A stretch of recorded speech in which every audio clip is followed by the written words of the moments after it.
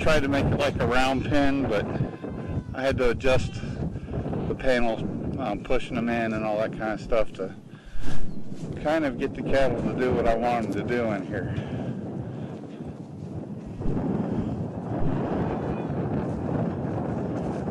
There's the gate to close the cattle in. But I've fed them in here a little bit this year. They're kind of used to it. Let's hope they deal with this next idea well.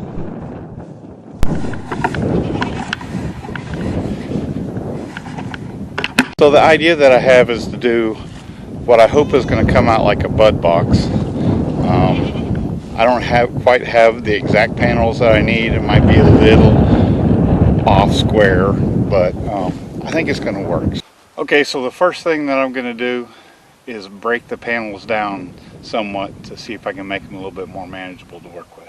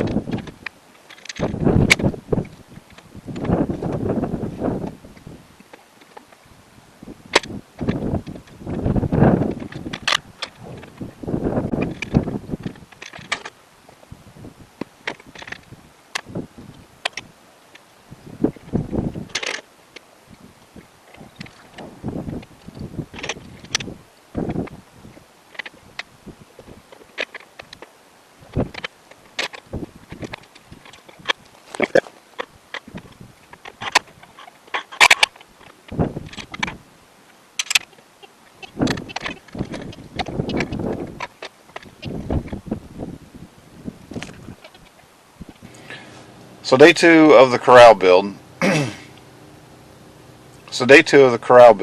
Or rebuild. Yesterday my battery died, and I also ran out of connecting pieces for the panels. Interesting thing about corral panels is that you can buy corral panels with the connecting pieces, but you can't buy the connecting pieces at any farm and garden store, at least that I've tried. And I looked at all of them in my area. I even looked on the internet, and come to find out, you can find them at your home improvement store. They are basically the same thing that you use on chain link fences for the hinges. So that's what I'm doing here. I'm at the home improvement store. Lowe's is what I have. And I'm going to pick up some pieces. Then I'm going to go back out there and finish that corral. Okay, so this is what comes with the panels. And you can tell it's really old and everything. These are second and third hand panels we bought at an auction. This I bought at Lowe's. This right here is actually for your chain link fence. But you'll notice it's actually a little bit bigger in the neck there.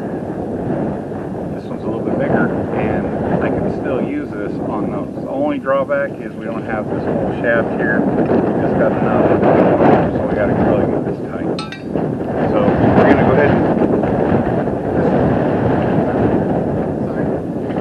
this is my helper, also my cameraman many days. He's going to help me out.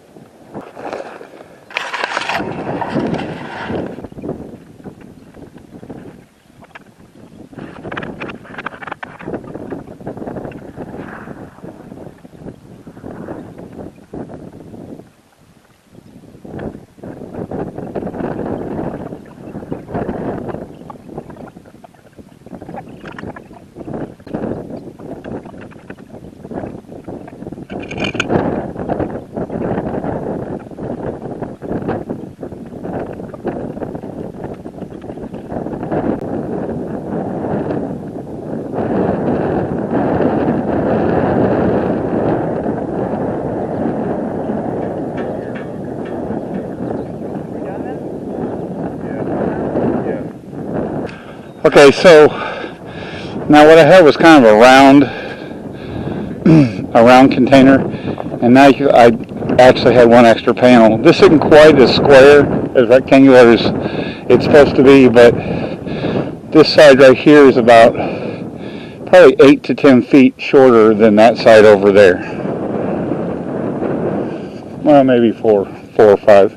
Because that's a 16-foot panel, 10-foot panel, two 10-foot panels over here. So 6 foot short. But these are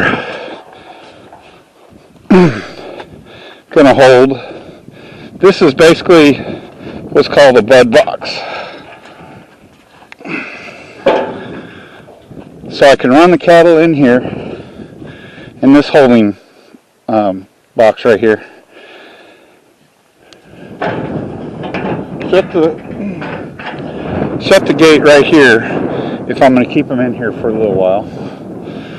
Okay. Then when it's time to run them down the chute to load them, just open this up right here, and that'll give them place for me to run them down into this alley. And there's still some work to be done right here. Need to put a 4-foot door here. I'm probably going to put a cattle chute, or a cattle squeeze on the end here. Jacob, come on. Come here. What? Come here.